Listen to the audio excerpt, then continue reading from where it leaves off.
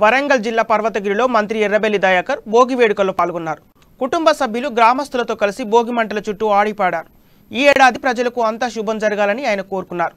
రాష్ట్ర ప్రజలంతా భోగభాగ్యాలతో విలసిల్లాలని ఆకాంక్షించారు. భోగి నుంచి ఇళ్లలో పండుగ కల వస్తుందని, తెలుగు లోగిళ్లు సరికొత్తగా కలకలలాడుతున్నాయన్నారు. బంధువులు స్నేహితులతో పల్లెల్లో పండుగ వాతావరణం నెలకొందని తెలిపారు.